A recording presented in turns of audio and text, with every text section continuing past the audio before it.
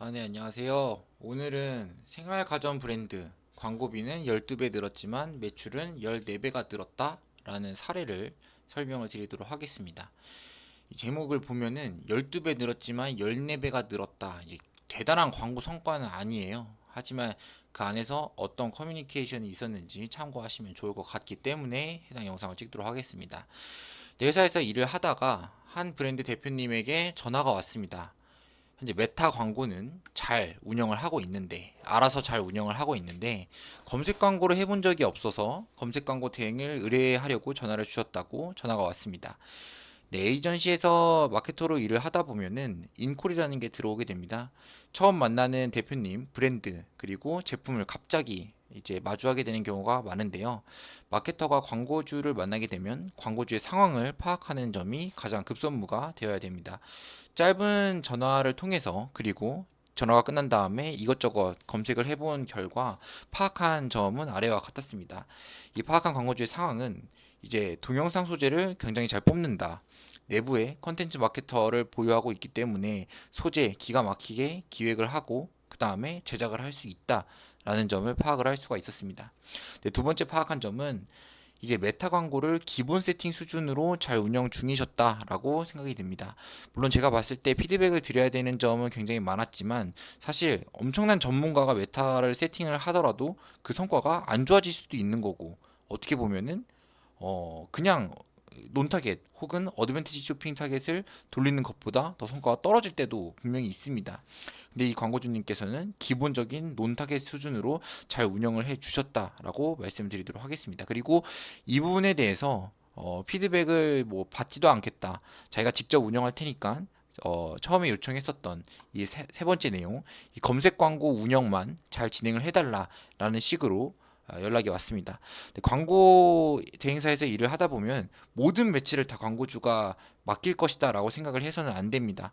그 매체 안에서도 광고주가 대행을 의뢰하고 싶은 그 매체 한정으로도 대행을 받는 경우가 굉장히 많다라고도 말씀을 드리도록 하겠습니다.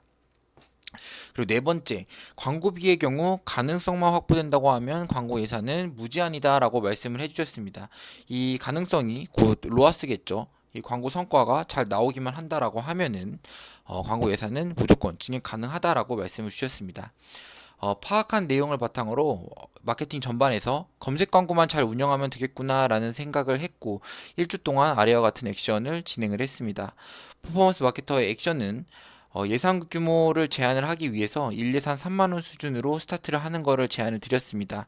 해당 광고주는 이미 다 파워링크랑 쇼핑 검색이 세팅이 되어서 유지 보수를 해야 되는 그런 상황이 아니라 태초부터 다시 처음부터 세팅을 해야 되는 상황이었습니다. 그래서 좀 데이터를 지켜보면서 어떤 키워드에서 반응이 있는지 확인을 해보고 싶어서 1예산 3만 원으로 스타트를 제안을 드렸고요. 그리고 해당 제품의 관련 키워드들을 조사를 했습니다. 네이버 광고 시스템에서 하나씩 키워드를 검색을 하면서 연관 키워드의 검색량 그리고 연관 키워드가 어떤 키워드가 있는지 한번 리서치를 해봤고요. 그 다음에 네이버에서 제공하는 데이터 랩에서 들어가서 카테고리별로 어떤 키워드들이 검색량이 늘어나고 있는지도 파악을 했습니다. 그리고 네이버 쇼핑에 직접 키워드들을 검색을 해 가면서 어떤 키워드들을 경쟁사들이 타겟을 삼아서 노출 상품명에 포함을 했는지도 같이 리스트업을 했습니다. 네, 그렇게 리스트업을 쭉 하면은 이 키워드들이 굉장히 많아지기 마련입니다. 많게는 1000개까지 또 리스트업을 할 수가 있는데요. 이 키워드들을 다 같이 같은 CPC 그리고 다 같이 똑같은 소재로 광고를 노출시킬 수가 없습니다. 이 키워드들은 소비자의 니즈별로 카테고리화가 되어야 되는데요. 소비자의 니즈별로 광고 그룹을 분리를 하는 작업을 진행을 했습니다.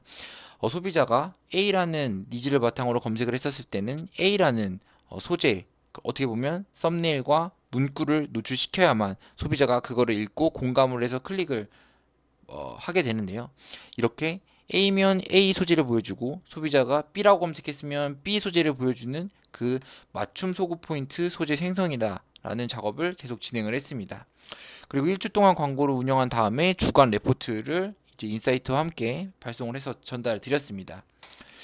특정 키워드 그룹에서 광고 성과가 우수하나 예산이 터무니없이 부족해서 광고가 조기 소진, 조기 오프가 되고 혹은 메인 키워드에서 후순위로 노출되는 현상을 파악을 했습니다. 그리고 예산이 증액되기만 한다라고 하면은 성과가 개선될 것이다 라는 점을 광고주님께 보고를 하고 예산을 크게 증액을 했습니다. 데이터를 통해서 같이 보게 된다라고 하면은 광고 운영을 하고 1주 차에는 광고 예산을 굉장히 적게 썼죠. 12만원 선에서 운영을 했고요. 그렇게 운영을 했었을 때 메인 키워드와 그리고 브랜드 키워드 안에서 로아스가 2300%로 굉장히 양호하게 나왔습니다.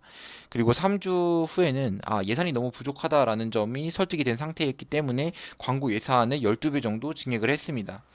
그랬더니 매출이 광고비가 이렇게 증가를 했음에도 불구하고 더욱더 매출이 성장을 해서 광고 매출은 14배가 된 점을 확인할 수가 있었습니다.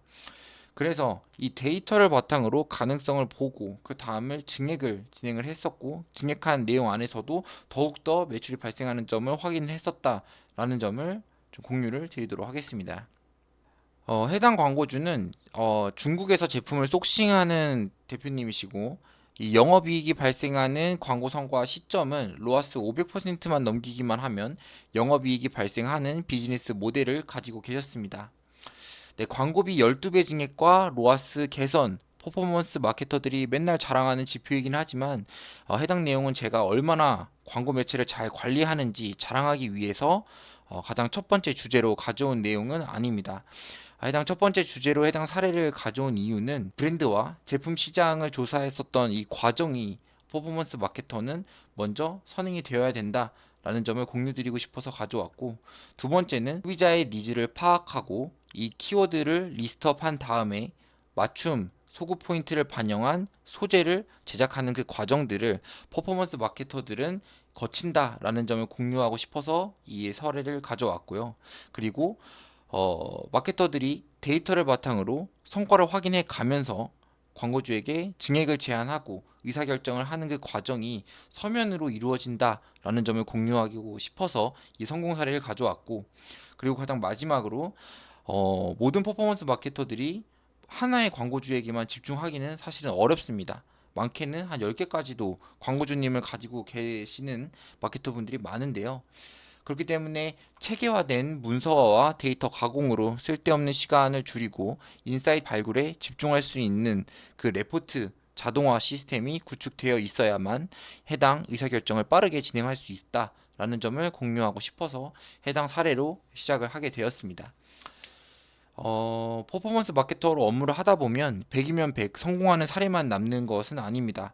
기대와는 다르게 성과가 감소하는 경우도 있고 광고주님의 어려운 상황과 그리고 어떻게 보면 매출 압박을 공유받는 상황도 빈번히 발생을 하게 됩니다.